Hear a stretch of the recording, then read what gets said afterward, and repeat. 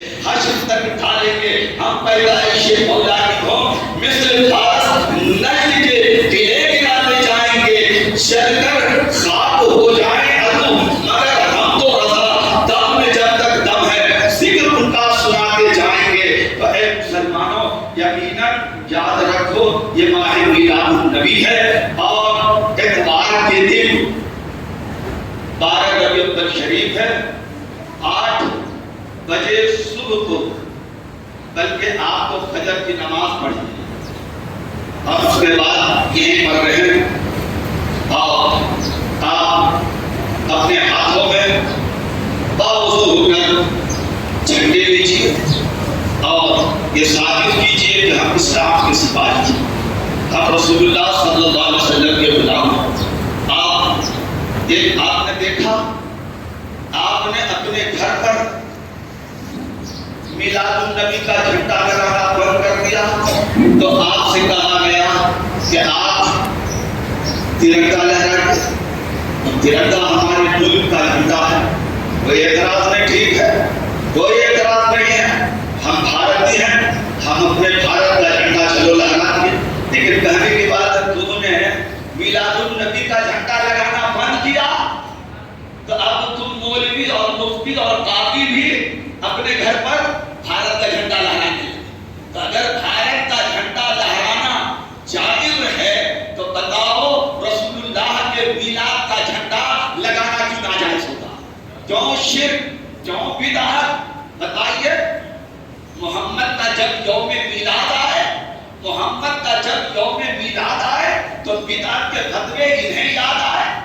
سوچئے رسول پاک صلی اللہ علیہ وسلم کی میلاد پر بے شمار فتوے فرائض اور کہا جاتا ہے دلیل تو صدیق اکبر نے کیا، فاروق اعظم نے کیا، عثمان غنی نے کیا، مولا علی نے کیا، بلال حبشی نے کیا، سلمان فارسی نے کیا، صہیب رومی نے کیا۔ آؤ حضرت سیدنا صدیق اکبر نے اگر نہیں کیا تو کیوں فرمایا من انفق درہما علی قرب مولد النبی صلی اللہ علیہ وسلم کان رفیقی فی الجنہ، جو میلاد النبی پر 1 درہم خرچ کرے گا وہ میرے ساتھ جنت میں رہے گا۔ اور حضرت عمر فاروق رضی اللہ تعالیٰ عنہ نے کیوں بیان کیا من عظم مولد النبی صلی اللہ علیہ وسلم فقد احیا الاسلام، جو شخص مولد النبی میلاد مصطفیٰ کی تعظیم کرے گا وہ اسلام کو زندہ کرے گا۔ اور حضرت عثمان غنی رضی اللہ تعالیٰ عنہ نے بیان کیا من انفق درہما علی قرۃ مولد النبی صلی اللہ علیہ وسلم فکأنما شہد بدر و حنین، جو میلاد النبی پر 1 درہم خرچ کرے گا گویا کہ وہ میدان بدر اور میدان احد میں حاضر ہوا اسلام کی بقا کے لیے، اسلام کی حفاظت کے لیے۔ بتائیے اور حضرت علی کرم اللہ وجہہ الکریم نے ارشاد فرمایا من عظم من انفق درہما علی قرۃ مولد النبی صلی اللہ علیہ وسلم وکان سببا لقراته، کہ جو مولد النبی کی تعظیم کرے گا، جو اس پر خرچ کرے گا، جو میلاد مصطفیٰ پڑھنے کا ذریعہ بنے گا، لا یخرج من الدنیا الا بالایمان ویدخل الجنہ بغیر حساب۔ مولا علی باب العلم ہے، فرما رہے ہیں جو میلاد مصطفیٰ پڑھے گا، ذریعہ بنے گا، جو میلاد مصطفیٰ پڑھے گا، پڑھائے گا، یاد رکھو وہ دنیا سے جب جانے لگے گا تو ایمان کے ساتھ جائے گا اور قیامت کے دن اللہ بلا حساب اور کتاب کے اسے جنت عطا فرمائے گا۔ حضرت خواجہ حسن بصری جو مولا علی کی گود میں پلے پڑھے اور قادری ہوں، چشتی ہوں، نقشبندی ہوں، سہروردی ہوں، اشرفی ہوں، برکاتی ہوں، رضوی ہوں، نوری ہوں، کوئی بھی ہوں اور کسی کے بھی شیخ ہوں، یاد رکھو سب کا سلسلہ حضرت خواجہ حسن بصری تک پہنچتا ہے اور اس کے بعد پھر مولا علی تک پہنچتا ہے۔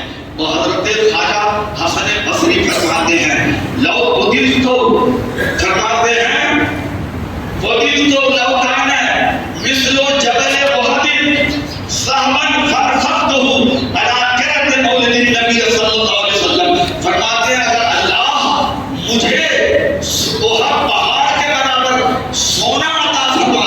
وہ ہر پہاڑ جو عرب کا سب سے بڑا پہاڑ اور جس کے نیچے سونا ہی سونا ہے، حضرت خواجہ حسن بصری فرماتے ہیں کہ مجھے پسند ہے کہ سنو، اگر اللہ بہت پہاڑ کے برابر حسن بصری کو سونا عطا فرمائے تو اپنی بیوی پر خرچ نہیں کرے گا، اپنے بیٹے پر خرچ نہیں کرے گا، اپنے رشتہ دار پر خرچ نہیں کرے گا، بلکہ جشن عید میلاد النبی منانے پر خرچ کر دے گا۔ سوچو یہ تمام باتیں اب کرتے ہیں، دکھاؤ صدیق نے کیا، اگر نہیں کیا تو کیوں فرمایا، تم جواب دو۔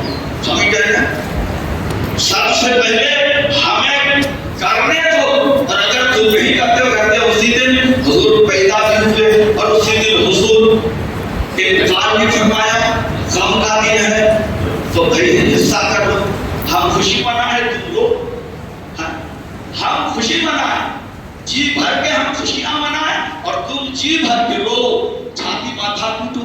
اور کون رویا تھا عید میلاد النبی کے روز؟ یاد رکھو ولادت رسول کے دن کون رویا تھا؟ اٹھا کر تاریخ دیکھو، کتب سیر دیکھو، یاد رکھو تمہارا ہی بڑا ابا ابلیس رویا تھا۔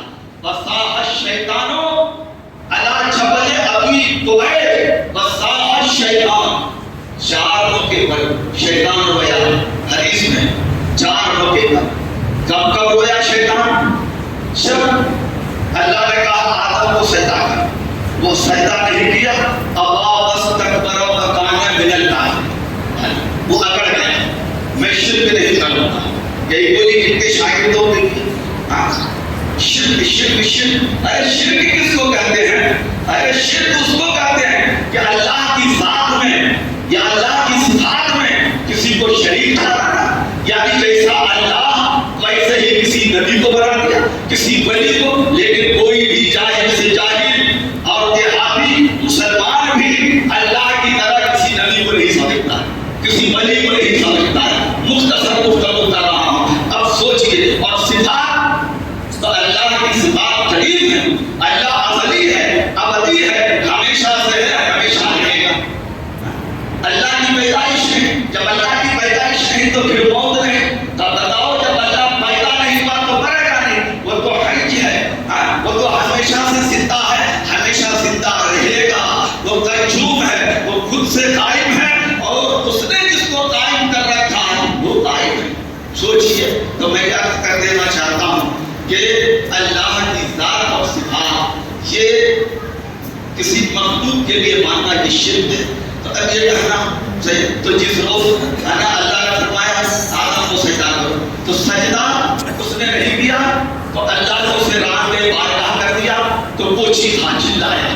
اس کے بعد اللہ نے جب اس کے گلے میں لعنت کا پھول ڈالا تب وہ چیخا اور چلایا۔ جب اسے جبل ابو قبیس سے لڑھکا کر زمین کے اندر ڈال دیا گیا تب وہ رویا اور چلایا۔ اور جس روز اللہ نے اپنے محبوب کو پیدا کیا اس روز وہ چیخا چلایا۔ جس میلاد کو روکنے کے لیے میں نے آدم کو سجدہ نہیں کیا، جس میلاد کو روکنے کے لیے میں نے ابراہیم کو آگ میں ڈلوایا، جس میلاد کو روکنے کے لیے میں نے موسیٰ سے جنگ کی اور کروائی فرعون سے۔ یاد رکھو اب وہ رسول آ گیا، عصمت والا رسول آ گیا، برکت والا رسول آ گیا، رحمت للعالمین آ گیا۔